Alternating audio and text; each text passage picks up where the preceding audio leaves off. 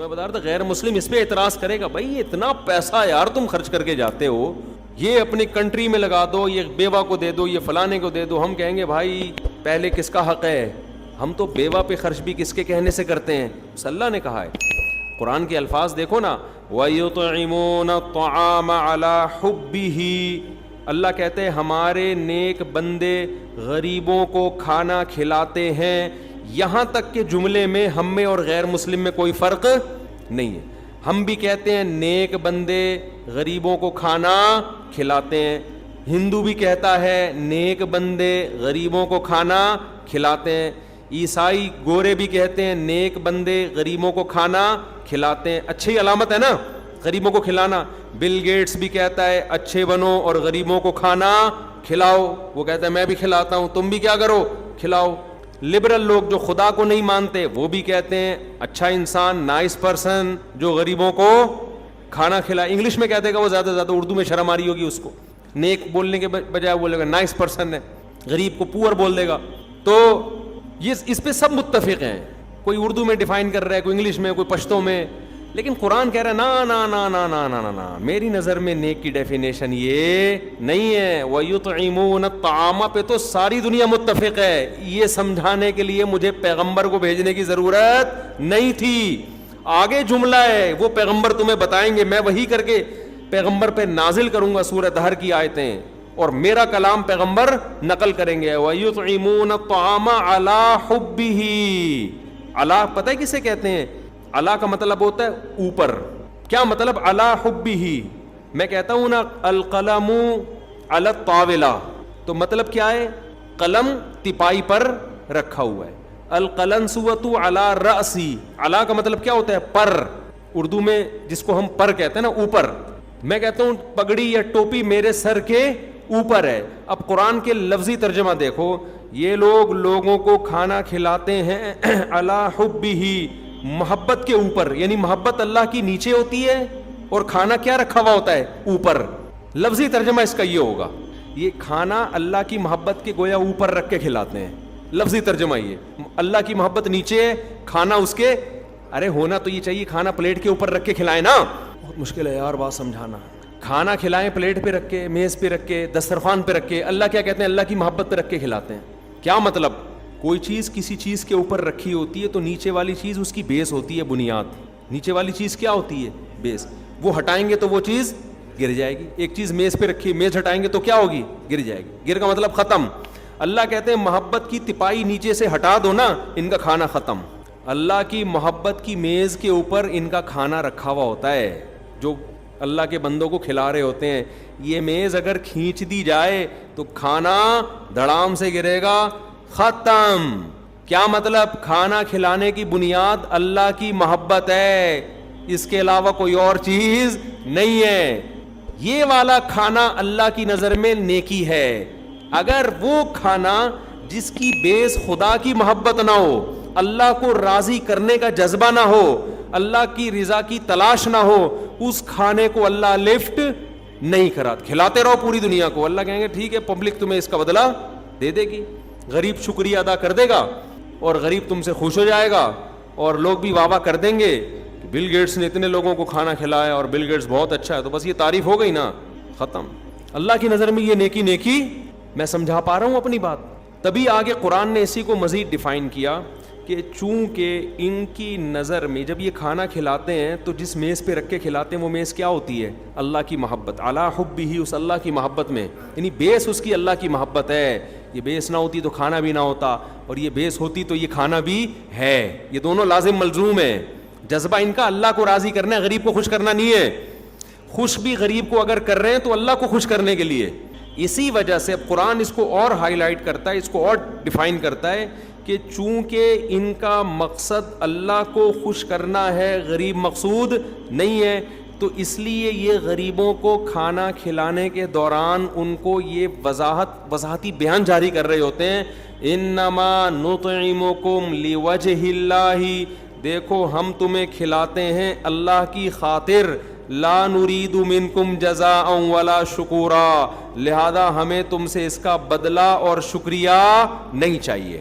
میں سمجھا پا رہا ہوں اپنی بات؟ یعنی اللہ کہتے ہیں کہ یہ بات غریب کو بھی بتا دیتے ہیں کیونکہ بعض دفعہ انسان کوئی کام کر رہا ہوتا ہے, شو یہ کر رہا ہوتا ہے میں اللہ کے لیے کر رہا ہوں, غریب کے لیے نہیں کر رہا, لیکن اس کو یہ ہوتا ہے کہ کر تو میں اللہ کے لیے رہا ہوں, لیکن اس غریب کے دل میں بھی تو کوئی خیال آئے گا نا, یہ اگرچہ غریب ہے لیکن بڑے باپ کا بیٹا ہے یا بڑے تعلقات ہیں, تو کل یہ میرے کام بھی آ سکتا ہے, کم سے کم یہ میرا شکریہ ہی ادا کرے گا تو مجھے خوشی ہوگی. تو اس کو بتا دیتے ہیں بھائی اس تکلف کی بالکل بھی ضرورت نہیں ہے, ہم تو اللہ کے لیے کھلا رہے ہیں تمہیں, ہمیں نہیں بدلنا چاہیے اس کا. یہ ہے اسلام اور غیر اسلام میں فرق. اسلام آپ سے اللہ کی غلامی, اسلام کہتے ہیں جتنی نیکیاں ہیں نا اس کی بنا کیا ہونی چاہیے, خدا کی غلامی, عبودیت. تبھی وہ اس غلامی سکھانے کے لیے ہم سے ایسے کام بھی کروائے جاتے ہیں جو بظاہر اللاجیکل ہوتے ہیں, یہ بتانے کے لیے کہ تو اپنے آپ کو سمجھتا کیا ہے. اگر اسلام میں صرف یہی حکام ہوتے ہیں نا, غریبوں کو کھانا کھلاؤ, بیواؤں کی مدد کرو, تو پھر غلامی کہاں سے ثابت ہوتی؟ یہ کیسے پتہ چلتا ہے یہ اللہ کو مان کے کر رہا ہے, یہ اللہ کی مانے بغیر اپنے جذبے سے؟ اللہ نے ایک علامت بتا دی کہ کچھ احکام ایسے دوں گا, پیسہ بڑا خرچ ہوگا, محنت بہت ہوگی, آؤٹ پٹ بظاہر کچھ بھی نہیں ہوگا اس کا, وہ ہے قربانی ہے. تو میں وہ مثال دے رہا تھا, قربانی ہے, حج ہے, اور بہت سارے احکام ہیں. تو میں یہی سمجھا رہا تھا کہ آپ بل گیٹس کو یہ کہیں کہ 100 دفعہ صبح پڑھا کرو لا الہ الا اللہ وحدہ لا شریک لہ لہ الملک ولہ الحمد یحیی و یمیت, کہ وہی اللہ ہے جو زندگی دیتا ہے, وہی اللہ ہے جو موت دیتا ہے. ڈاروین کو نکالو اپنی کھوپڑی سے, وَهُوَ عَلَى كُلِّ شَيْءٍ قَدِيرٌ, اور وہ ہر چیز پر قدرت رکھتا ہے. کامیابی کے اسباب میں ناکام کر دے, ناکامی کے اسباب میں کامیاب. کیونکہ سائنسدان یہ بات بھی نہیں مانتے, کہتے ہیں آپ کے پاس اگر اسباب کامیابی کے ہیں تو سکسیز آپ کا مقدر ہے. کہتے ہیں نا اسٹرگل. آج کل تو موٹیویشنل اسپیکر ایک نمبر کے بہت سارے, سب نہیں, پھینکو ہوتے ہیں. اسٹرگل, میں جو یہاں تک پہنچا اسٹرگل کی وجہ سے پہنچا, محنت کی ہے. آپ بھی محنت کریں. کیا ہوگا بھائی محنت کر کے؟ کہیں یہ دیکھو نا اتنے کامیاب لوگ, تو ان کو بتایا کرو ہم بہت سارے جانتے ہیں محنت کی اور کچھ بھی نہیں ملا, دھیلا بھی نہیں ہاتھ آیا. وہ کہتے ہیں یار ہم سے تو وہ وسیم گولے گنڈے والا اچھا ہے. ٹھیک ہے نا, ایک دن اسکول پڑھا اس نے, کچھ بھی نہیں ہوا, اور آج امریکہ کا ویزا لگ گیا اس کا. بعض دفعہ آپ نے کچھ بھی, پاکستان میں تو یہ صبح شام نظر آ رہا ہے, کچھ بھی محنت نہیں کی, نمبر آپ کے 100 مل گیا, اس کا پرچہ غلطی سے اس کے نمبر ادھر چلے گیا, اس کے نمبر تو ہوتا رہتا ہے. موٹیویشن کہاں گئی؟ تیل لینے. تو آپ بل گیٹس کو بولیں کہ وَهُوَ عَلَىٰ كُلِّ شَيْءٍ قَدِيرٌ, یہ 100 دفعہ صبح پڑھا کرو. بل گیٹس بہت اچھا ہے, ساری دنیا کہتی ہے, ہم بھی کہتے ہیں دنیا کے لحاظ سے بہرحال اچھا ہے, بڑے کہتے ہیں اسپتال بنائے ہیں اس نے. تو بل گیٹس, اللہ کہتا ہے نہیں اچھا نہیں ہے. اب میں اس کو بتا رہا ہوں اللہ کیوں نہیں مان رہا. اللہ کہتے ہیں اگر یہ ایمان پر مرا تو بہت اچھا ہے, ایمان کے بغیر مرا, اللہ کہتے ہیں اچھا نہیں. کیوں اچھا نہیں ہے؟ اس کی وجہ یہ ہے کہ آپ بل گیٹس سے کہیں تم 100 دفعہ صبح اللہ کی اس طرح سے حمد و ثنا کرو. بل گیٹس کہے گا اس سے لوگوں کو کیا فائدہ ہوگا, مجھے وہ کام بتاؤ جس سے میری ذات کو کوئی فائدہ ہو, یا گوگل کا سافٹ ویئر مزید اپڈیٹ ہو جائیں, یہی ہے نا, یا کوئی اس سے میرے جراثیم مر جائیں گے, یا کووڈ دنیا سے ختم ہو جائے گا, یا کچھ نہیں مجھے روحانی سکون ملے گا, کچھ بھی ہو. ہم کہیں گے نہیں اس سے اللہ خوش ہوگا, تو وہ مان لے گا آپ کی بات. کہے گا بھائی یہ ٹائم ویسٹنگ ہے یار, بیٹھے ہوئے صبح لگے میں لا الہ الا اللہ وحدہ لا شریک لہ لہ الملک ولہ الحمد وہو علی کل شیء قدیر, لا الہ الا اللہ وحدہ لا شریک لہ لہ الملک ولہ الحمد وہو علی کل شیء قدیر 100 دفعہ. ہمارے نبی نے کیا فرمایا, جو یہ تسبیح صبح 100 دفعہ پڑھے گا اتنی نیکیاں اپنے اعمال میں جمع کرے گا کہ اس سے زیادہ نیکیاں اس دن وہی کر سکتا ہے جو اس سے بھی زیادہ دفعہ پڑھ لے. کیوں؟ اس میں آپ اپنے آپ کو بنانے والے کا غلام شو کر رہے ہو, اور اپنی زبان سے اس کی وہ تعریفیں کر رہے ہو کہ دنیا میں کسی کے پاس ان تعریفوں کا ٹائم نہیں ہے. دنیا میں آپ کو عمران خان کی تعریفیں کرنے والے بھی ملیں گے, اور دنیا میں آپ کو مسلم لیگ کی تعریف کرنے والے بھی ملیں گے, دنیا میں آپ کو سائنسدانوں کی تعریف کرنے والے بھی ملیں گے, دنیا میں آپ کو فنکاروں اداکاروں کی تعریف کرنے والے بھی ملیں گے, دنیا میں آپ کو گلوکاروں کی آوازوں کی تعریف کرنے والے ملیں گے, دنیا میں آپ کو کھلاڑیوں کی تعریف کرنے والے ملیں گے, کیا کھیلتا ہے یار, کیا آخری بال پہ چھکے مارتا ہے. دنیا میں آپ کو باڈی بلڈروں کی تعریف کرنے والے بھی ملیں گے, یار کیا خوبصورت اسپیڈ بریکر بنائے ہوئے ہیں اس نے اپنی باڈی میں, ہیں بھائی. اور دنیا میں آپ کو فزیکل جو فٹنس کا بڑا خیال کرتے ہیں اور بڑے فٹ ہو جاتے ہیں, ان کا بھی یار اس کی تو کمر ہی مارکیٹ سے کیا ہو گئی ہے, شارٹ ہو گئی ہے. ایک صاحب اتنی کمر پتلی کرنے میں لگے ہوئے, میں نے کہا یار ناڑا باندھنے کی جگہ چھوڑ دینا, ہاں اتنی ٹینشن نہ لو کہ پتہ چلا ناڑا باندھنے کی جگہ ہی نہیں مل رہی, زار بند باندھنے کی جگہ ہی نہیں مل رہی. تو ہر آدمی پر نا ایک خبت سوار ہو جاتا ہے. تو دیکھا ہے ہمارے یہاں نا, ہر آدمی پہ جو باڈی بلڈر بن رہا ہے تو ایک صاحب کو میں نے دیکھا 3 گھنٹے جم میں نا ڈنڈ پیل رہے ہیں اور ایسے. میں نے کہا بس کیوں کر رہے ہو یار؟ یہ جسم بنانا تو کوئی کام نہیں ہوا نا, بنایا جاتا ہے صحت اچھی ہو جائے, آگے کام تو کوئی اور ہے. یہی اسی کو کام بنا لیا, اسی کو کیا بنا لیا؟ کام بنا لیا. تو خیر وہ تو ایک الگ ٹاپک ہے. تو ہر ایک کی تعریف ہو رہی ہے, اللہ کی تعریف کرنے والے مارکیٹ میں کیا ہیں؟ شارٹ ہے, وہ نہیں ہے, دل ہی نہیں لگتا. اب آپ کہنا یار یہ تسبیح صبح لے کے بیٹھ جاؤ, بھائی بورنگ کام لگتا ہے یار بیٹھے میں, لا الہ الا اللہ وحدہ لا شریک لہ لہ. ہم تو بچپن میں چھوٹے بچے تھے نا, تو جب ہماری مسجد میں آیت کریمہ کا ورد ہوتا تھا, مولوی صاحب اعلان کرتے تھے کراچی کے حالات بہت خراب ہیں, 1.25 لاکھ دفعہ پتہ نہیں 5 لاکھ دفعہ یہ تسبیح پڑھنی ہے, لا الہ الا اللہ لا الہ الا انت سبحانک انی کنت من الظالمین. تمام محلے کے حضرات سے گزارش ہے مسجد میں آ جائیں. اور اس کے بعد بہترین گرم گرم جلیبیاں ملتی تھیں, بڑی گرم گرم. آپ گرم جلیبی کھاؤ نا, بھوک بھی لگ رہی ہے, بڑا مزہ آتا ہے. تو ہم پہنچ جاتے تھے, جلیبیوں کی نیت ہوتی تھی ہماری, بچے تھے اور سارے بچے ہی آئے ہوئے تھے, بڑے بھی نہیں آئے ہوئے, بڑے نہیں آئے ہوئے ہوتے تھے. بڑوں کو تھا ملک کے حالات جتنے مرضی خراب ہو جائیں کون جائے گا بھائی, اتنے 1.25 لاکھ 5 لاکھ مکمل کرنا آسان تو نہیں ہے. تو ہمارے سامنے وہ دانے رکھے ہوئے ہوتے تھے اس کے کھجور کے, تو بھئی یہ 5 لاکھ دانے مثلاً یہ کمپلیٹ کرنے ہیں. تو ہم لوگ ایسے کر رہے تھے, لا الہ الا انت سبحانک انی کنت من الظالمین. ایک دانہ اٹھایا اگلے کی جیب میں پھینک دیا نا, کھیل بھی چل رہا ہے. ایک لا الہ الا انت سبحانک انی کنت من الظالمین, پھر ایسے گھننے بن گئے. وہ اس کو لگا کس نے مارا ہے بے. اچھا یہ تسبیح بھی, کیونکہ مولوی صاحب نگرانی کر رہے ہوتے تھے نا کہ یہ تسبیح چل بھی رہی ہے کہ نہیں. اچھا اتنا ہمیں ڈر ہوتا تھا کہ یار یہ تسبیح صحیح ختم کرنے ہیں تاکہ جلیبی حلال ہو جائے. ہمارا یہ کانسیپٹ تھا کہ اگر تسبیح نہیں پڑھی تو جلیبی نہ حرام ہو جائے کہیں. تو پڑھ رہے ہوتے تھے, ایک طرف اتنے نیک, ورنہ کوئی منہ آ کے تھوڑی دیکھتا ہے, اور دوسری طرف شرارتیں بھی چل رہی ہیں, لا الہ الا انت سبحانک انی کنت من الظالمین. اس کے ناک پہ مارا, وہ دیکھ رہا ہے کس نے مارا بے, وہ اس کو لڑ رہا ہے. پھر ہم نے کسی کو یوں کہا اس کی جیب نظر آ رہی ہے تو جیب میں پھینک دیا. ایسے شرارتیں بھی چل رہی ہیں, وہ ختم ہوتے تھے, پھر جلیبی کھاتے ہوئے گھر آ جاتے تھے. تو ہم تو بچے تھے. آج کسی بڑے کو بٹھاؤ ذکر کرو تو اس کی کیفیت بھی یہی ہوتی. بلکہ اب تو وظیفے جو پڑھ رہے ہیں نا صبح و شام, اس میں بھی جلیبیاں ہی چاہیے. جلیبی کی شکل بدل گئی ہے. آپ کسی کو مسجد میں دیکھیں نا تسبیح لے کے بیٹھا ہوا ہے لا الہ الا اللہ, سمجھ لو اس کی سیٹنگ چل رہی ہے, کامیاب نہیں ہو رہی. کسی پیر نے وظیفہ بتایا ہے یہ 100 دفعہ صبح 100 دفعہ شام پڑھ لے تیری شادی ہو جائے گی. ہمارے محلے میں یہاں مسجد میں ایک صاحب تھے, نوجوان آ کے بیٹھا کرتا تھا. 2 بندے میں نے پکڑے ہیں. ایک 11 بجے سے آ کے یہاں تسبیح شروع کر دیتا تھا, ظہر میں 2 گھنٹہ پہلے, جمعے سے 2 گھنٹہ پہلے تلاوت تسبیح. میں نے کہا یار ہم خام میں بدگمان ہوتے ہیں, دیکھو جمعے میں 2 گھنٹہ پہلے آتا ہے, کتنا نیک, ماشاء اللہ بڑا نیک آدمی نا. اور نوجوان, حالانکہ لوگ پب جی میں لگے ہوئے ہیں, جمعہ پڑھتے ہیں بالکل اینڈ میں آتے ہیں لوگ جمعے میں. حدیث میں تو آتا ہے جلدی آؤ نا جمعے میں, جتنی جلدی آؤ گے اتنا ثواب ہے. تبھی ہم نے اہل اللہ کو دیکھا ہے جمعے میں بہت پہلے سے جا کے بیٹھ جاتے ہیں. وہ نہا دھو کے آئیں گے, تلاوت کریں گے, ذکر کریں گے, درود شریف پڑھیں گے, دعا مانگیں گے, پھر جمعہ پڑھ کے گھر جائیں گے سنتیں پڑھ کے. تو یہ ایک ہی بندہ نظر آ رہا تھا ہمیں مسجد میں, نوجوان. ہم نے کہا بہت نیک ہے.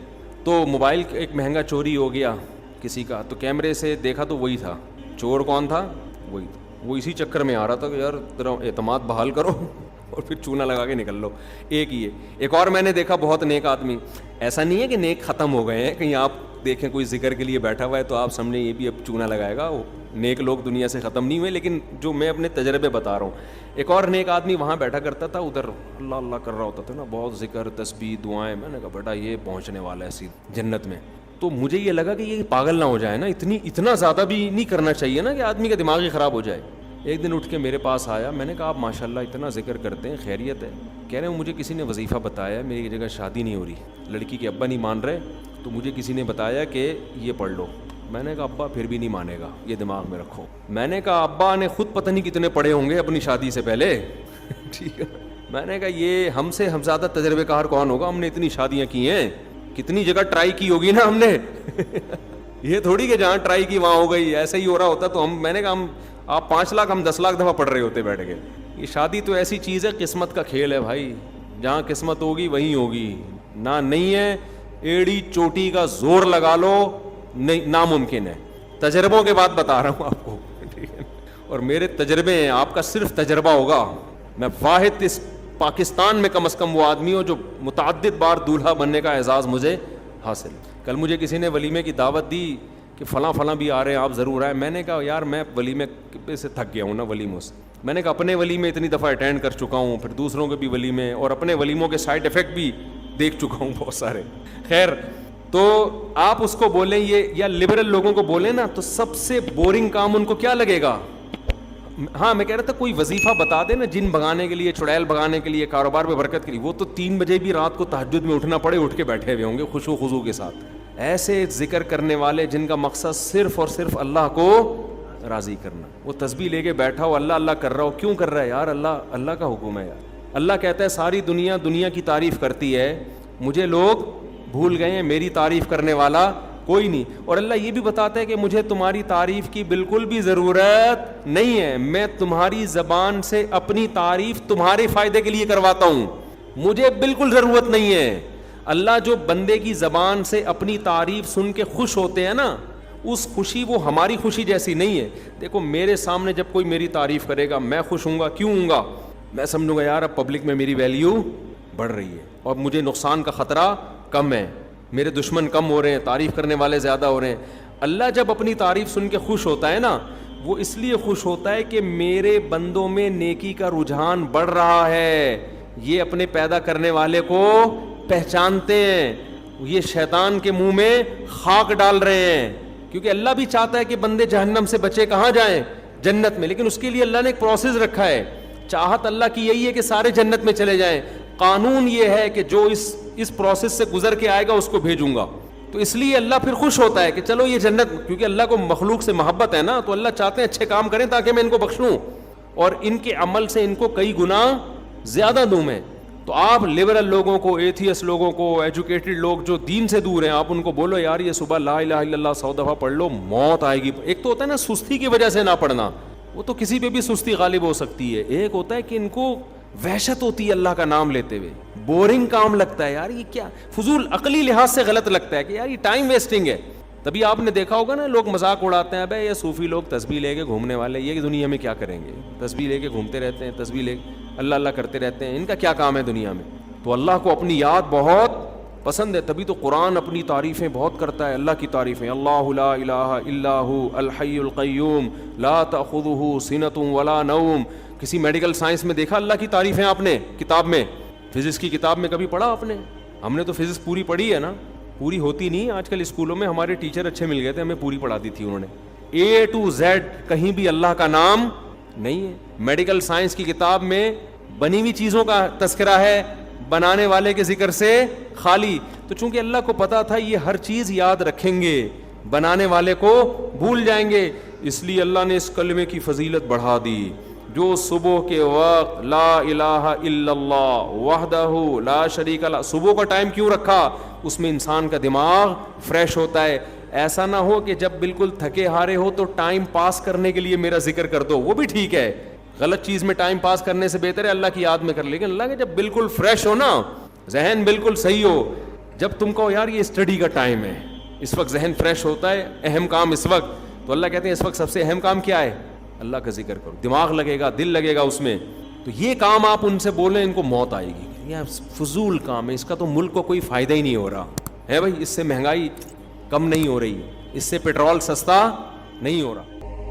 اگر کسی دنیا دار کو کسی ڈاکٹر سے عقیدت ہے کہ یہ میڈیکل سائنس میں مجھے اس سے عقیدت ہے, تو وہ عقیدت اس کی قابلیت کی بیس پہ ہوگی. دنیا میں ایسا ہی ہوتا ہے کہ یار یہ بہت قابل ڈاکٹر ہے, علاج بہت اچھا کرتا ہے. اس کے خواب کیسے آ رہے ہیں اس کو ہے بھائی, اور کتنا اس کے چہرے پہ رونق ہے, نور ہے, ان چیزوں سے وہ زیادہ متاثر, جو پیشنٹ ہے نا اپنے ڈاکٹر سے, ان چیزوں سے متاثر نہیں ہوتا. یہی وجہ ہے کہ اگر کسی کو ڈاکٹر سے عقیدت ہے تو اس کے لیے مذہب ایک ہونا بھی ضروری نہیں ہے.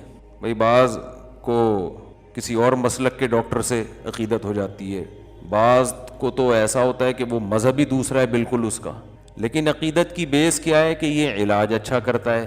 تو جب بیس علاج ہے, بیس کیا ہے وہ علاج, تو پھر آپ علاج ہی کو فوکس کرتے ہو, کسی اور چیز کو فوکس نہیں کرتے. کسی کو کسی حکیم صاحب سے عقیدت ہو گئی کہ یار بڑے زبردست حکیم ہے یار, مجھے ان سے بہت محبت ہے. کیوں بھائی؟ علاج اچھا کر لیتے ہیں, یہ ٹھگتے نہیں ہیں, 2 نمبر نہیں ہیں, پیسے زیادہ نہیں لیتے, وغیرہ وغیرہ وغیرہ.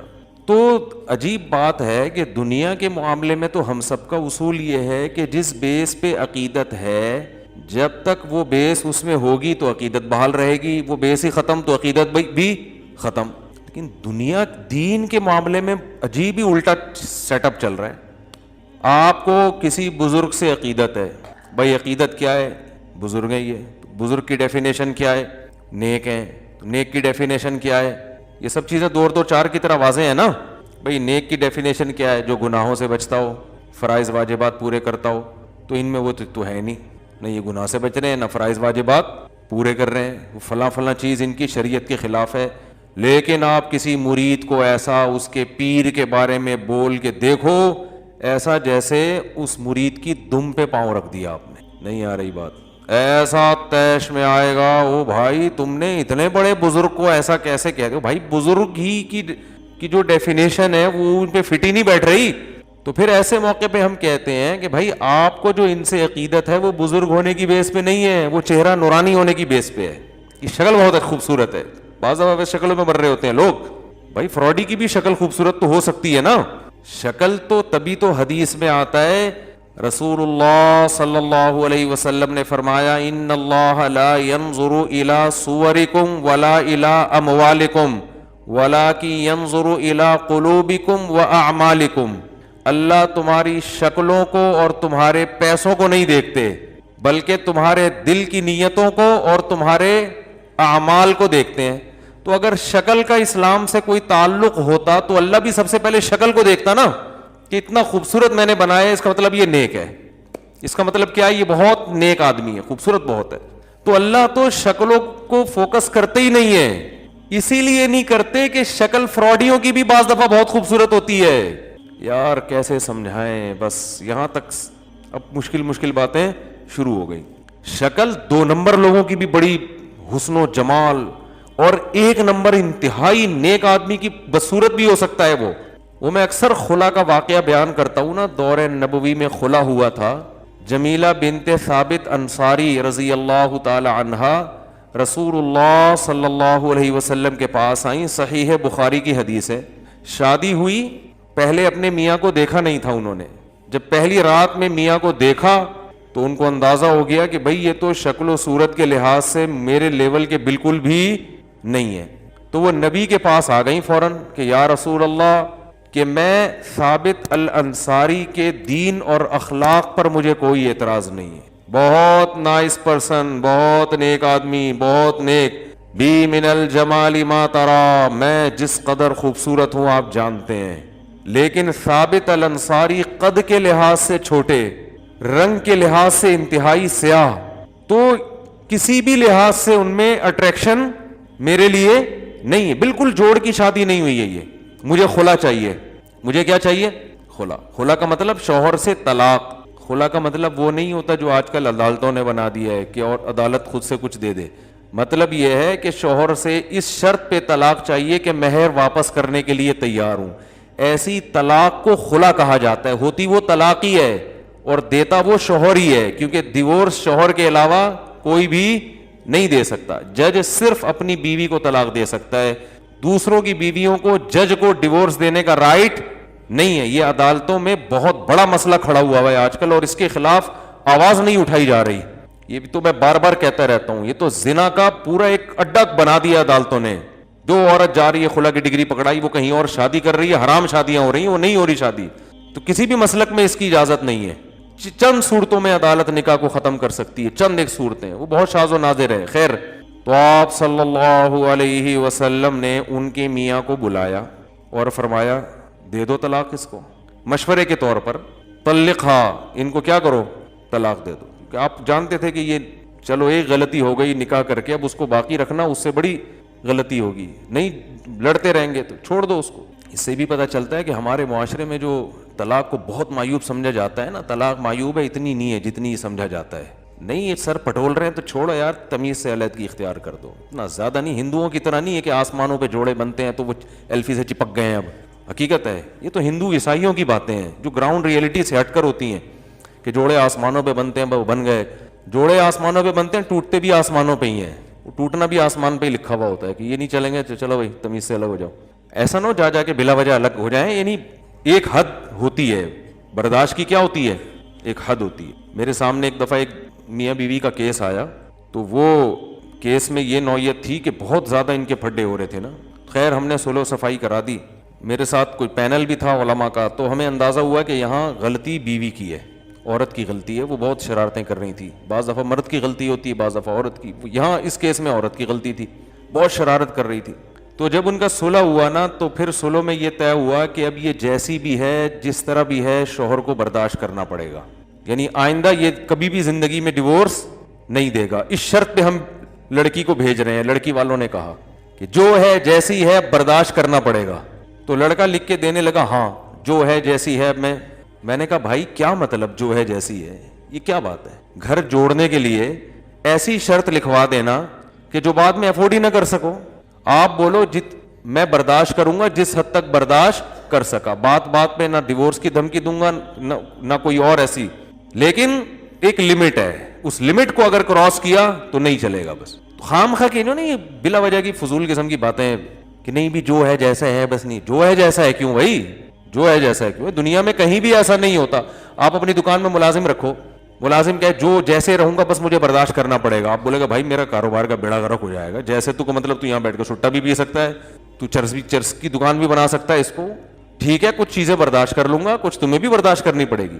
تو اسی طرح مرد کا معاملہ بھی ہے, جو میں بار بار ان مضامین کو ریپیٹ اس لیے کرتا ہوں کہ کھوپڑی میں بیٹھ نہیں رہے ہیں یہ.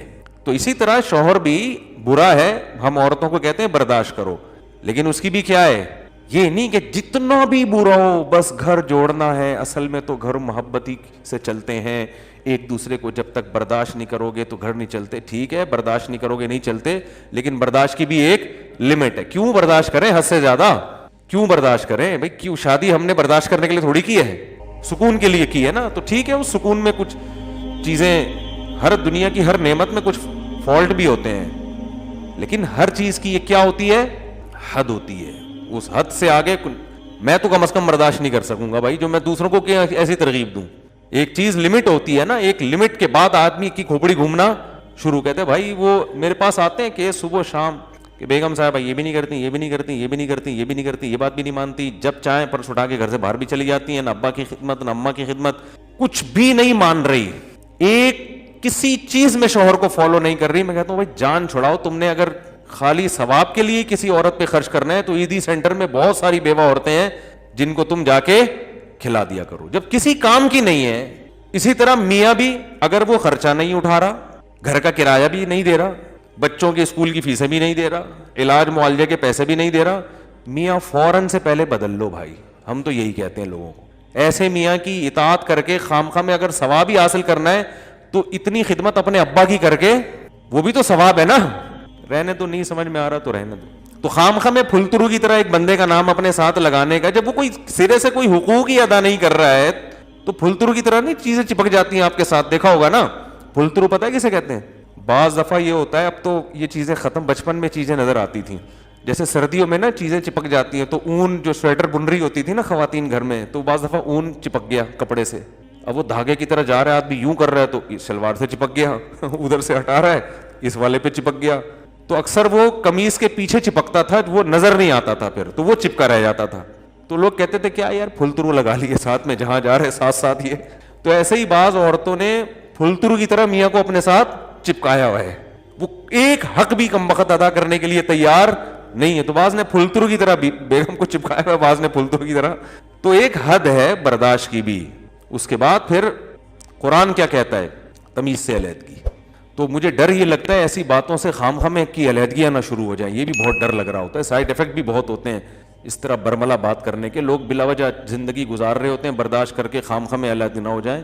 تو وہ برداشت اصل ہے لیکن ایک حد تک. اور حد جو میں لوگوں کو بیان کرتا ہوں, شوہر اتنا خراب ہو جائے کہ عورت ذہنی مریضہ بننا شروع ہو جائے, ڈپریشن کی گولیاں کھانا شروع کر دے, تو بس یہ لمٹ کراس ہو گئی ہے. اب کیا ہے, اسٹریس اتنی ہے کہ گولیوں پہ آ گئی ہے. اگر بیوی, ساس نے بہو کو اتنی ٹینشن دی ہے کہ اب بہو صاحبہ ڈپریشن کی گولیوں پہ آ گئی ہیں, تو بھائی اب کیا ہونا چاہیے, یہ بہت ہو گئی. کیونکہ اس کی وجہ یہ ہے کہ اب غلطی جس کی بھی ہو, لیکن اب یہ حدود اللہ پر قائم بولو نا نہیں رہ سکتی. اب غلطی میں پڑنا کہ کس کی غلطی تھی, جس کی بھی تھی, بہرحال نقصان تو اس کا ہو گیا نا, تو کیا فائدہ بھائی. میاں کو سمجھانا چاہیے جان چھوڑاؤ, چھوڑ دو اس کو, بشرطے کہ عورت راضی ہو. راضی نہیں ہے تو پھر تو وہ اور سے زیادہ بڑی ٹینشن. دو گولیاں کھا رہی ہے, پتہ چلا طلاق کے بعد 4 گولیاں کھا رہی ہے بیٹھ کے. تو مرد اگر اتنا خراب ہے نا کہ عورت اسٹریس میں آ گئی, ڈپریشن. قرآن میں نا بڑے علمی نکات ہیں. قرآن کہہ رہا ہے یعتذرون الیکم اذا رجعتم الیہم لترضوا عنہم. قرآن کہہ لترضوا عنہم ہے لترضوا عنہم, کوئی حافظ نہیں بیٹھا ہوا. لترضوا عنہم فإن ترضوا عنہم فإن اللہ لا يرضى عن القوم الفاسقین. اے نبی جب آپ غزوہ تبوک سے واپس پہنچیں گے تو یہ جھوٹی قسمیں اٹھائیں گے تاکہ آپ ان سے راضی ہو جائیں, خوش ہو جائیں. اگر آپ خوش ہو بھی گئے اللہ پھر بھی خوش بولو نہیں ہوگا. دیکھو یہاں نبی کو خوش کرنے کا ثواب کیوں نہیں مل رہا؟ کیونکہ یہاں نبی کو خوش کرنے سے مقصد اللہ کو خوش کرنا نہیں ہے. تو قرآن کہہ رہے ایسی خوشی کا میں ایسی خوشی پہ خوش نہیں. اور کعب ابن مالک, مرارہ ابن ربی اور ہلال ابن امیہ, ان 3 صحابی نے سچ بول کے نبی کو ناراض کر دیا. منافقین نے جھوٹ بولا نا کہ یہ عذر تھا, یہ عذر تھا, ہم تبوک میں اس لیے نہیں آ سکے, یہ مسائل تھے, یہ مسائل تھے. نبی عالم الغیب نہیں, آپ نے کہا چلو بھائی ایسے ہی ہوگا, آپ خوش ہو گئے, ٹھیک ہے بھائی جاؤ, کوئی سزا نہیں, کچھ بھی نہیں. اللہ نے کہا آپ خوش ہیں, اللہ نہیں خوش ان سے. دوسری طرف منافقین جو مخلص صحابہ تھے 3, کعب ابن مالک, مرارہ ابن ربی, ہلال ابن امیہ, یہ 3 صحابی نے سچ بولا. یا رسول اللہ کوئی عذر نہیں تھا, بس ہم سستی کی وجہ سے پیچھے رہے, کوئی عذر نہیں. جانا چاہیے تھا, ہم پہ فرض تھا, لیکن باغ پک چکے تھے, سب کچھ تیار تھا, پھر بھی نہیں گئے, کوئی عذر نہیں ہے. سچ بولا نا, نبی غضبناک ہو گئے. نبی کیا ہو گئے؟ اس لیے نہیں کہ سچ بولا ہے, اس لیے کہ جب کوئی عذر نہیں تھا تو پیچھے رہنے کا کوئی جواز بنتا نہیں. آپ نے فرمایا قم, جاؤ یہاں سے, حتی یقضی اللہ فیکم, اللہ فیصلہ کرے گا تمہارے بارے میں. 40-50 دن بائیکاٹ ہوا, یہاں تک کہ صحابی کہتے ہیں نبی نے سلام تک کا جواب نہیں دیتے تھے. کیا گزری صحابہ پر, مگر قرآن کہہ رہے ہیں میں کیا تھا ان سے بولو راضی تھا, کیونکہ مجھے خوش کرنے کے لیے انہوں نے سچ بولا. تو پھر اللہ نے پیغمبر کو بھی راضی کر لیا بعد میں, اور اتنا خوش ہو گئے پیغمبر, فرمایا اللہ نے تمہاری تو. اچھا اور سنیں, اسلام کے عقیدے بتا رہا ہوں کتنے واضح ہیں کہ ہم اسلام کو فالو کسی مدرسے کے کسی بندے کی وجہ سے نہیں کرتے. اور یہ بھی بتا دوں اس ایک بندے کی وجہ سے مدرسوں کو بدنام کرنا کہ مدرسے ایسے ہوتے ہیں, یوں ایسے ہوتے ہیں, یہ بھی وہی زیادتی ہے جس کا میں نے بھی تذکرہ کیا. جب حضرت کعب ابن مالک کی توبہ قبول ہوئی تو ان کو خوشخبری پہنچی, وہ نبی کے پاس آئے. آپ صلی اللہ علیہ وسلم کا چہرہ حدیث میں آتا ہے استنار وجہہ کأن وجہہ قطعۃ قمر, ایسے چمک رہا تھا جیسے 14ویں کا چاند. آپ نے کیا فرمایا, ابشر بخیر یوم مر علیک منذ ولدتک امک, اے کعب اس دن کی خوشخبری قبول کرو کہ جس دن سے تمہاری ماں نے تمہیں جنا ہے, آج تک ایسا خوشی کا دن تمہاری زندگی میں نہیں آیا, اس دن کی مبارکباد ہو تمہیں. حضرت کعب مالک نے کیا کہا, امن کا ام من عند اللہ, یہ خوشخبری آپ کی طرف سے یا اللہ کی طرف سے؟ نہیں آ رہی بات. اس فکر میں لگے ہوئے ہیں کہ اللہ راضی ہے کہ نہیں ہے. دیکھو نبی کے راضی ہونے کا تو یقین ہو گیا نا, یہ نہیں سمجھ میں آئے گا, تو آسان کیس نہیں ہے, بہت مشکل کیس ہے. ارے جب نبی کا چہرہ 14ویں رات کی طرح چمکتا ہوا دیکھ لیا, نبی مبارکباد بھی دے رہے ہیں کہ خوشخبری ہو اور سب معاف, بس اب میں راضی, اب میں خوش, تو کعب ابن مالک کو فکر کیا لگی ہوئی ہے, نہ یا رسول اللہ ذرا کلیئر کریں بات, صاف بتائیں یہ خوشخبری اللہ کی طرف سے ہے یا یعنی اللہ بھی راضی ہوا ہے کہ نہیں ہوا؟ فرمایا لا بل من عند اللہ, نہ میری طرف سے نہیں, کس کی طرف سے؟ اللہ. میں بھی اس لیے خوش ہوں کہ اللہ خوش ہے, اللہ نے معاف کر دیا ہے, اس لیے میں بھی خوش ہوں. پھر کعب ابن مالک خوش ہوئے. تو بھائی اسلام میں اصل کون ہے؟ اللہ. تبھی علماء کہتے ہیں کسی سے تنہائیوں میں گناہ ہوا ہو بالفرض, اللہ نہ کرے, اور اس نے توبہ کر لی, پھر لوگوں کو پتہ چل گیا, لوگ تانے دے رہے, بے تو ویسا تھا, ان تانوں کی پرواہ بولو مت, بولے نہ تمہارا جرم کیا اور نہ ہمیں تم سے معافی مانگنے کی ضرورت, جس سے کیا ہے وہ جانتا ہے. لوگوں کو لفٹ کرایا کرو زیادہ, کیونکہ لوگ اس چیز کو مسلط کر لیتے ہیں. ہمارے حضرت کے پاس ایک بندے کا فون آیا لندن سے, کہتا ہے یار میں نے گناہ کیا تھا, پکڑا گیا, کہہ رہے اب میں نے توبہ کر لی, رو کے گڑ گڑا کے اتنی معافیاں مانگی کہ اللہ نے بھی دل میں سکون ڈال دیا کہ میں نے تجھے معاف کر دیا, کہ لیکن پبلک معاف کرنے کے لیے تیار نہیں. پبلک جب بھی گزر کرے ہے نا وہی, پبلک کا دل تو چھوٹا ہوتا ہے نا, پبلک کا دل کیا ہوتا ہے. تو ایسی صورت میں پبلک کو زیادہ لفٹ نہیں کرائے, بولے جاؤ تمہاری ایسی کی تیسی, ہم جانے اللہ جانے تو کون ہوتا ہے بھائی میرے کو. اور قرآن کے الفاظ دیکھو یار, وَمَن يَعْمَلْ سُوءًا أَوْ يَظْلِمْ نَفْسَهُ ثم یستغفر اللہ یجد اللہ غفورا رحیما. ایسے وجد والی آیتیں ہیں. فرمایا جو بھی گناہ کرے گا، اپنی جان پہ ظلم کرے گا، ظلم ہو گیا، گناہ ہو گیا، شیطان نے بہکا دیا اس کو، غلط ہو گیا اس سے. حقوق العباد سے اس کا تعلق نہیں ہے، کیونکہ حقوق العباد میں پھر اس بندے سے بھی معافی مانگنا ضروری. کچھ جرائم ایسے ہیں جو اللہ اور بندے کے آپس کے معاملات. فرمایا پھر اس کو خیال ہوا کہ بھائی خدا تو انتقام لے گا، اور ویسے بھی غیرت کے خلاف ہے، جس نے اتنے احسانات کیے اس کو ناراض کرنا. قرآن کہہ رہا ہے ثم یستغفر اللہ، پھر وہ اللہ سے کیا کرتا ہے؟ معافی. کیا عجیب الفاظ ہیں. اللہ نے یہ نہیں فرمایا غفرہ اللہ، اللہ اسے معاف کر دے گا، نہ نہ نہ، یہ انداز نہیں ہے، یہ اللہ اس سے انتقام نہیں لے گا. فرمایا یجید اللہ غفور الرحیم، وہ اللہ کو پائے گا، وہ دیکھے گا کہ اللہ غفور بھی ہے اور رحیم، وہ دیکھے گا اپنی آنکھوں سے. یہ ایسے ہے جیسے ہم کسی کو دعوت دیں کہ آپ ہماری دعوت پہ آؤ، آپ پوچھتے ہیں کیا کیا ملے گا. ایک طریقہ ہوتا ہے آپ بتائیں بھائی بریانی کا انتظام بھی ہے، کباب بھی ہیں، اور اللہ بھلا کرے چکن کا بھی انتظام ہے، اور کڑھائی بھی ہے، 2-4 چیزیں اور بتا دی آپ نے، تو ذہن میں رکھ کر آئے گا ٹھیک ہے بھائی یہ چیزیں ہوں. ایک اسٹائل یہ ہوتا ہے وہ کہ بھائی کیا ملے گا، تو آپ اس کو بتائیں جب تم آؤ گے نا تو میری دعوت میں پہنچنے کے بعد تمہیں محسوس ہوگا کہ وسیم بھائی چھوٹے موٹے سیٹ نہیں ہے. وسیم بھائی نے دعوت، یہ جی تم پالو گے، یہ چیز محسوس کرو گے کہ وسیم بھائی طبیعت کے تنگ، ایسا دسترخوان ہوگا، چھوڑو بریانی کباب، وہ غریبوں والی باتیں ہیں. کیا بریانی، مسالے والی بریانی، اور مفتی صاحب کے بیان سنتے رہتے الٹے الٹے، مسالے والی بریانی، چپلی کباب، کوئٹہ کی چائے. ابے بھائی چھوڑو یہ باتیں، یہ تو کہیں کھانچے وانچے میں پڑی ہوئی ہوگی. یجید تم پاؤ گے، مجھے محسوس کرو گے کہ یہ چھوٹا موٹا سیٹ نہیں ہے. دسترخوان دیکھ کے اندازہ ہو جائے گا بھائی کوئی بہت بڑا آدمی ہے. قرآن کیا کہتا ہے؟ جو گناہ کرے گا اور توبہ کرے گا یجید اللہ غفور الرحیم. اللہ یہ نہیں فرما رہے کہ اس کو معاف کروں گا، اللہ فرماتے ہیں جیسے کوئی بندہ دعوت پر آئے تو آپ کہو بھائی تم پاؤ گے کہ میں چھوٹا موٹا سیٹ نہیں ہوں. ہاں میں اس پہ واقعہ سنا رہا تھا کہ حضرت مولانا طارق جمیل صاحب ایک دفعہ کویت کے شہزادوں نے ان کی دعوت کی، تو اب وہ کیا تصور دماغ میں لے کے گئے ہوں گے. فرماتے ہیں میں حیران ہو گیا، اونٹ کے بچے صحیح پورے روسٹ نہیں آئی سمجھ میں. آپ کو پتہ ہے اونٹ کا بچہ کسے کہتے ہیں؟ اونٹنی کے جو بچے ہوتے ہیں نا وہ ذبح کر کے کھال اتار کے کنووں میں پورے روسٹ چاول بھر کے دسترخوان پر رکھے. بکرے روسٹ تو سنے ہوں گے، اونٹ روسٹ نہیں سنے ہوں گے. اب یہ جو شہزادے ہیں ان کے لیے یہ کوئی اتنی بڑی چیز نہیں ہے، ان کی یہ بریانی ہے، ٹھیک ہے نا، ان کی بھی کیا ہے.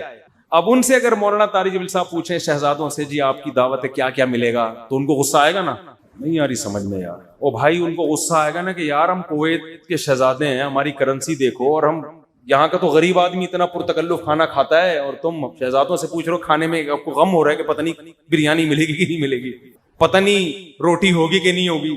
تو اگر وہ ان سے پوچھتے تو وہ جواب میں یہ تھوڑی کہتے کہ یہ بھی ہے یہ بھی ہے، وہ کہتے بھائی آ جاؤ پتہ چلے گا شہزادوں نے دعوت کی. آ جاؤ گے تو پتہ کیا چلے گا؟ پتہ چل جائے گا کہ شہزادہ بھی کوئی نائجیریا کا نہیں، کہاں کا؟ کویت کا، عرب شہزادہ ہے، اس کی دعوت ہے، آپ آئیں. اور ان کو پتہ چل گیا، انہوں نے بیان میں بھی بتا دیا. تو اللہ کا انداز یہی ہے.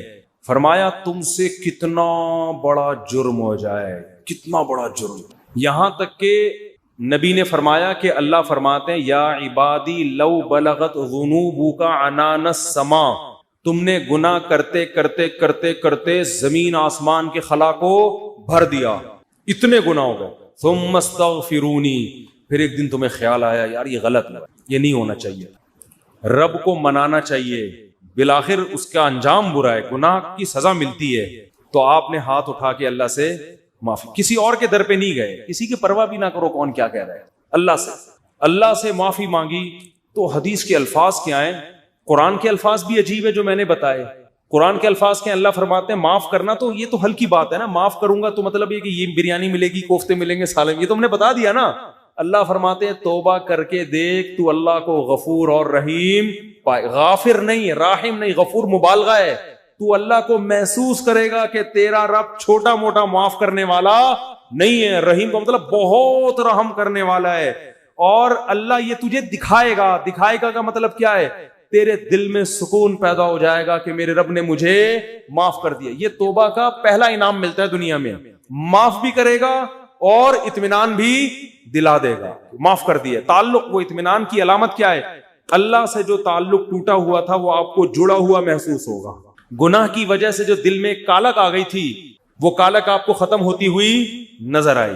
یہاں تک علماء کہتے ہیں کہ بعض لوگ گناہ کر کے ایسی توبہ کرتے ہیں کہ گناہ سے پہلے جو اللہ کا ان سے تعلق تھا نا, گناہ کے بعد جب توبہ کی تو اس سے زیادہ اچھا تعلق پیدا ہو جاتا ہے ان کا, پہلے سے بھی زیادہ اچھا اللہ کی محبت پیدا ہو جاتی ہے. یہ تو قرآن میں, حدیث میں کیا آتا ہے کہ اگر زمین اور آسمان کے خلا کو تم نے گناہ کر کر کے پر کر دیا, ثم استغفرونی, پھر مجھ سے مغفرت طلب کرو, لغفرت, معاف کروں گا.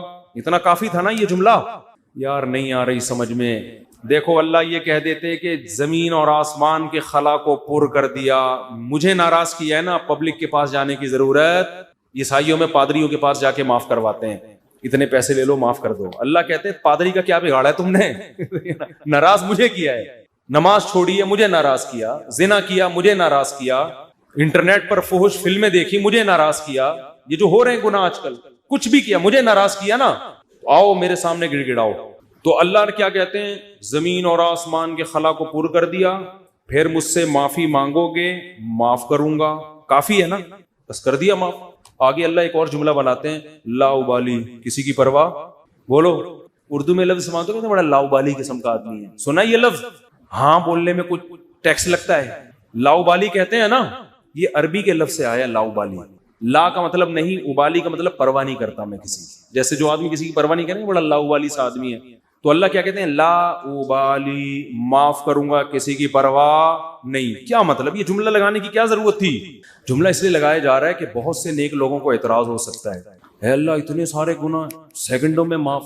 یہ بات ہماری کھوپڑی میں بولو نہیں, کچھ تو تھوڑی سی ہوتی. جیسے ایک بیٹا نافرمان ہو, 20 سال باپ کو ستاتا رہے, اب باپ کو زندگی بھر ستایا اس کو, باپ نے کہا ایسی کی تیسی ہے, دیکھتا ہوں میں جائیداد سے آگ کر دوں گا, میں یہ کر دوں گا. باپ بوڑھا ہو گیا, مرنے لگا ہے بھائی, اب جائیداد کی تقسیم کا وقت آ رہا ہے, اور اب یہ گیا, اس کو پتا ہے کہ اب تو سارا معاملہ خراب, زندگی بھر ستاتا رہا. آخر میں آ کے ابا سے کہتے ہیں, ابا I am very very sorry. ابا کہتے ہیں چل جا معاف کیا. دوسرے بیٹوں کو آئے گا نا غصہ, ہے بھائی ابا یہ کیا, یہ تو آپ کے رحم دل ہونے سے ناجائز فائدہ اٹھا رہا ہے بھائی, ابھی آپ کے جانے کا وقت ہے اور یہ آگے سوری کر کے چلا گیا. تو ابا اگر ابا ہوں گے تو آپ دوسرے بچوں کو کیا بولیں گے, باپ تم ہو یا میں ہوں؟ کیا خیال ہے, باپ تم ہو یا ٹھیک ہے تمہارا مشورہ ہے میں نے سوچ لیا. باپ بہرحال کون ہے, میں, میری مرضی, میری جائیداد ہے, میری میراث ہے, میں کسی کو بھی نہ دوں, میں صدقہ کر دوں, جاؤ. لیکن انسان کا اتنا ظرف ہوتا نہیں ہے. اب اللہ پر تو موت واقع نہیں ہوگی, لیکن انسان پر تو موت واقع ہوتی ہے, اور موت کے بعد رحمت کے چانسز ختم, توبہ کے دروازے بند. ساری زندگی گناہ کرتا کرتا اب موت سے پہلے اللہ سے کیا کہہ دیتا ہے, آئی ایم سوری, معاف کر دے. تو اللہ کہتے ہیں کہ میں معاف کر کے, آگے پہلے ہی بتا دیا کہ کسی کو اعتراض کرنے کا حق, اللہ کو پتا ہے بہت سارے لوگ آئیں گے, یا اللہ یہ کیا ہے بھائی, یہ کیا اتنے سارے گناہ ہو رہے ہیں اور اس نے معافی اور 1 سیکنڈ میں معاف, یہ تو تیری حکمت کے خلاف ہے, یہ تو مصلحت کے خلاف ہے, یہ تو یوں ہے, یہ تو ناانصافی ہے. اللہ کہتے ہیں بولنے دو, مجھے پرواہ, بولو نا. نہیں, تم نے تھوڑی جہنم بنائی ہے, میں نے بنائی ہے. نافرمانی اس نے میری کی, معاف کرنے کی طاقت مجھے ہے, تو میں جس کو چاہوں معاف کروں. تمہیں کیا تکلیف ہو رہی ہے؟ تم اپنی بات کرو مجھ سے کہ تمہیں کسی جرم کے بغیر میں سزا تھوڑی دے رہا ہوں. یہ جو الفاظ ہیں نا, لا ابالی, یہ بڑے زبردست الفاظ ہیں. مجھے اس پر اکثر ایک چٹکلا یاد آتا ہے, وہ میں ہر بیان میں جب بھی اس حدیث کی تفسیر کرتا ہوں وہ سناتا ہوں کہ اس کی مثال کیسے ہے. اس کی مثال ایسے ہے, یہ جن لوگ پہلے سے بیان سن رہے ہیں انہیں یہ واقعہ سنا ہے, نئے لوگ بھی آ جاتے ہیں نا. پرانے والے اصل میں اعتراض کرتے ہیں, یار وہ گھسے پیٹے قصے بار بار سنا کے نا تھک گئے ہم. تو بھائی آپ کے لیے گھسے پیٹے, نئے لوگوں کے لیے کوئی مارکیٹ میں نیا آئے گا تو بتائیں گے, اب آ ہی نہیں رہا. تو وہ ایک اونٹ, ایک بیل اور ایک دمبا, یہ بس واقعہ سنا کے بیان ختم کرتا ہوں, کچھ چند سوالات کے جواب دینے. اونٹ, بیل اور دمبا یہ کہیں جنگل میں سفر کے لیے نکلے, کھانا ختم, ایک گٹھری نظر آئی گھاس کی. اب تینوں میں پھڈا ہو گیا. اونٹ کہہ رہا ہے میں کھاؤں گا, بیل کہہ رہا ہے میں کھاؤں گا, دمبا کہہ رہا ہے میں کھاؤں گا. اونٹ نے کہا دیکھو میں تمہارا بزرگ ہوں, ہم تینوں ایک معیار بنا لیتے ہیں, جو اس معیار پہ پورا اترے گا وہ کھانا وہ کھائے گا. یہ پیشکش کس نے کی؟ اونٹ نے. اس نے کہا میں قبیلے کا بڑا ہوں, دیکھو تو اب میں جو سجیشن دوں گا اس پر عمل کرو. تو ہم تینوں میں سے جو اپنا سب سے پرانا ہونا ثابت کر دے گا کہ جو دنیا میں سب سے پہلے آیا ہے وہ اس گٹھری کا مستحق ہے. اونٹ کا خیال تھا میں ہی ہوں, بزرگ ہے. لوگوں نے کہا چلو جی بزرگوں کا احترام اسلام میں ٹھیک ہے واجب ہے. دمبے نے کہا ٹھیک ہے بھائی میں اپنا ثابت کرتا ہوں میں بہت پرانا ہوں. انہوں نے کہا کتنا پرانا؟ انہوں نے کہا دیکھو ابراہیم علیہ السلام نے بچہ ذبح کیا, نہیں ہوا تو دمبا آ گیا. یہ روایت صحیح نہیں ہے لیکن چلو فرض کر لیتے ہیں دمبا آ گیا. اس کا مطلب میں 4000 سال سے, ابراہیم علیہ السلام کے دور میں بھی میں تھا. اونٹ چکرا گیا, اس نے بولا یہ تو پہلی گیند پہ ہی آؤٹ ہو رہا ہوں میں. تو بیل نے بولا کہ آدم علیہ السلام جب زمین پہ آئے تھے زمینداری کے لیے ٹریکٹر ایجاد نہیں ہوئے تھے, تو کچھ تو اگایا ہوگا نا, تو کھیتی باڑی کس سے کی تھی انہوں نے؟ بیل سے. اس کا مطلب میں کب سے ہوں؟ دمبا تو آؤٹ ہو گیا نا. اونٹ پریشان کہ کمبخت اس سے پہلے تو تاریخ لکھی نہیں گئی ہے, اس سے پہلے تو تاریخ لکھی اور سجیشن بھی میری تھی. اونٹ ٹینشن میں آیا, اس نے کیا کیا وہ گھاس کی گٹھری اٹھا کے اپنے کوہان پہ رکھی. تو دمبے نے بولا بھائی میں تو بہت پرانا ہوں. اس نے بولا مانتا ہوں, میں نے کب کہا آپ بہت پرانے ہیں, میں آپ کے بعد آیا ہوں. بیل نے کہا میں تو اس سے بھی پرانا ہوں. اس نے کہا میں نے بولا کہ آپ پرانے نہیں ہیں تو بھائی یہ پھر ہمیں دو. اس نے کہا دم میں تو لے لو. اس نے کہا ہمت ہے تو اٹھا لو. اونٹ کے کوہان سے کون اٹھائے گا؟ چلو دفعہ یہاں سے, تمہاری ایسی کی تیسے. سجیشن بھی خود ہی دی, بولا جس میں دم ہے لے لے بھائی. چلو اس کو کہتے ہیں لاؤ بالی, نہیں آئی بات سمجھ میں. اللہ ایسا نہیں کرتا کہ وہ اپنی تجویز کے خلاف چلے. یہ تو میں نے صرف واقعہ سمجھانے کے لیے کہ بھائی اللہ کے سامنے کون لڑ سکتا ہے, اللہ کے سامنے کون دلائل دے سکتا ہے کہ اللہ وہ اتنے سارے گناہ کیے تو 2 منٹ میں معاف کر رہا ہے. اللہ کہتے ہیں جو جس نے دلائل کے امار لگانے ہیں نا پہلے لگا کے رکھے, کتابوں میں لکھے, پورے رسالے لکھ دے. میری نظر میں اس کی کوئی ویلیو نہیں ہے کیونکہ خدا میں ہوں تم نہیں ہو. نافرمانی میری کی ہے, تمہاری تمہیں کیوں تکلیف ہو رہی ہے؟ یغفر لمن یشاء ویعذب من یشاء, جس کو چاہوں گا معاف کروں گا, جس کو چاہوں گا عذاب دوں گا. یہ اللہ نے اپنے ہاتھ میں رکھا ہے تاکہ جب کوئی گناہ کرے تو گڑ گڑائے کس کے سامنے؟ اللہ کے سامنے. ہمیں پتا ہے کہ اللہ کے سوا معاف کرنے والا کوئی بھی نہیں ہے. معافی کا اختیار اللہ کے ہاتھ میں, سزا کا اختیار اللہ کے ہاتھ میں. تو میں اس لیے کرا رہا ہوں کہ مخلوق کو زیادہ لفٹ کرانے کی ضرورت نہیں ہے. لوگ مجھے کہتے ہیں ہم سے گناہ ہو گیا, فلاں نے کہا یوں ہے یوں ہے. میں کہتا ہوں بھائی تو بولے تو کون ہوتا ہے؟ تو میرا باپ ہے, تو میرا ماموں ہے, تو کیوں پوچھ رہا ہے؟ میں جانوں اللہ جانے, تیرا کیا مسئلہ ہے بھائی؟ اور یہ بات سے بات چل پڑی ہے. شادی کے بعد عورتوں میں یہ بہت بڑا مرض ہے, اپنے پرانے قصے, پرانی غلطیاں میاؤں کے سامنے ظاہر کر دیتی ہیں ان کو اعتماد میں لینے کے لیے. جتنے اللہ نہ کرے بعض خواتین کے ساتھ ہمیشہ نہیں ہوتا. ستار بھائی وسیم, ستار کو چھوڑو یار, نیک آدمی ہے, کوئی بھی چکر ان کے چلے ہوتے ہیں تو وہ اپنے شوہر کو اعتماد میں لینے کے لیے کہ میں آپ سے اپنے, دیکھیے آج میں آپ سے اپنے دل کی کچھ باتیں شیئر کرنا چاہتی ہوں. دل کی کچھ باتیں شیئر کرنا چاہتی ہوں. کیا شیئر کرنا چاہتی ہیں جی؟ دیکھیے اب ہم دونوں ایک دوسرے کے شریک حیات ہیں, میں نہیں چاہتی کچھ آپ سے چھپا رہے. آپ سے پہلے میری ایک جگہ اور بھی شادی ہو چکی ہے, چھپ کے ہوا تھا نکاح, یہ ہو رہا ہے, پھر وہاں بھی ہوئی تھی, یہ بھی ہوا, پھر اس سے چکر چلا, لیکن میں نے توبہ کر لی تھی. اور تم اس کو کیوں بتا رہی ہو؟ تم تو چھوڑو, وہ انسان ہے بھائی, وہ اس کے دل میں بدگمانی, ایک بال آ گیا قیامت تک وہ بال نہیں نکلے گا. چھوڑو تمہارا ماضی کیا گزرا, اس کو بولو بھائی میں بہت نیک گھرانے میں پیدا ہوئی ہوں, بہت نیک ہوں, اسی طرح قبول ہو, ٹھیک ہے. نہیں تو میاں تفتیش کر رہے ہوتے ہیں گھس گھس کے, موبائل میں تفتیش کر رہے ہوتے ہیں گھس گھس کے, تو یہ کس نے اجازت دی آپ کو تفتیش کرنے کی بھائی؟ اسی طرح عورت شوہر سے بھی نہ پوچھے, پرانے, وہ بھی مکھنچو بیٹھ کے اپنے پرانے قصے سنا رہا ہوتا ہے, اس کو بھی اعتماد کیا ہو جاتا ہے. جو اللہ نے جس گناہ پہ پردہ ڈالا, آپ خود اگر اس کو ظاہر کر رہے ہو تو آپ سے بڑا بے وقوف دنیا میں کوئی بھی نہیں. ایک عورت نے مجھے بتایا کہ میرے شوہر کو مجھ پہ شک ہوا, اس نے ماضی شادی سے پہلے, وہ شادی کے بعد کی بات ہے, شادی سے پہلے کیا ہوتا رہا چھوڑو اس کو, ٹٹولا بالآخر میں نے اگل دیا جی میرا کسی سے غلط تعلق تھا, میں نے توبہ کر لی. کہہ رہے جب بھی پھڈا ہوتا ہے کہتے تم ہو تو وہی نا. میں نے کہا غلطی آپ کی ہے, کیوں بتا رہی ہو بھائی؟ وہ 100 دفعہ بھی پوچھ رہے ہیں آپ کیوں بتا رہے ہو, کیوں بتا رہے ہو آپ اس کو؟ تو ہمارا تعلق کس سے ہونا چاہیے؟ ہم اللہ کے بندے ہیں, جرم اللہ کا, تو توبہ بھی کس سے؟ اللہ کی.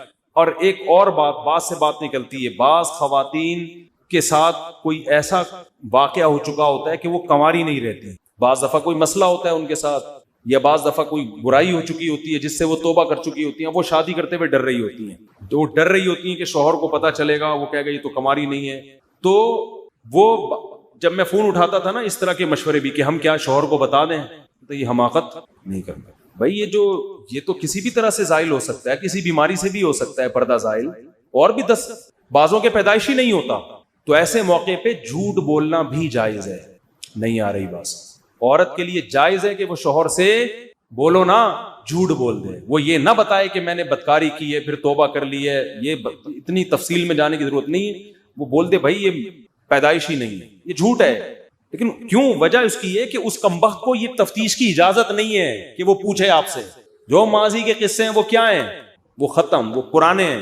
تو جو ٹوہ میں لگتا ہے نا، ٹوہ میں گھستا ہے ایک دوسرے کی ٹوہ میں، اللہ اس کو کیا کرتے ہیں؟ رسوا کرتے ہیں. تو گناہ ہو جائے کس سے تعلق؟ اللہ سے. ہم عیسائی تھوڑی ہیں کہ پادریوں سے جا کے یا پنڈتوں سے جا کے اپنے گناہ شیئر کر رہے ہوں. مجھے بھی لوگ آ کے بتاتے ہیں، میں کہتا ہوں یار مجھے نہیں بتاؤ کیا ہوا ہے، میں بھی انسان ہوں. ہاں ایک صورت میں آپ بتائیں، جیسے کوئی مریض ڈاکٹر کو اپنی بیماری بتا رہا ہوتا ہے علاج کے لیے، تو کسی بزرگ سے کسی عالم سے آپ کا تعلق ہے، آپ سمجھتے ہیں کہ اس سے میں مشورہ لے سکتا ہوں، اور مشورہ اس وقت تک نہیں لے سکتا جب تک میں اس کو اپنا پورا مرض بتاؤں نہیں کہ میرے اندر کیا گناہ ہے جو میں چھوڑنا چاہتا ہوں مگر مجھ سے چھوٹتا نہیں. ایسی صورت میں پھر مجبوری ہے بتانے کی تاکہ وہ اس کا کوئی علاج بتایا. تو اس کا خیال کرنا چاہیے. یہ اللہ کا دین کتنا زبردست ہے، اللہ نے ہمیں بتا دیا گناہ سے بچنا کیسے، ہو جائے تو کرنا کیا ہے. ہمارا رب ہے غفور الرحیم، جب توبہ کرو گے اللہ کہتے ہیں میں بتا دوں گا کہ میں لوگ معاف نہیں کرتے مگر میں معاف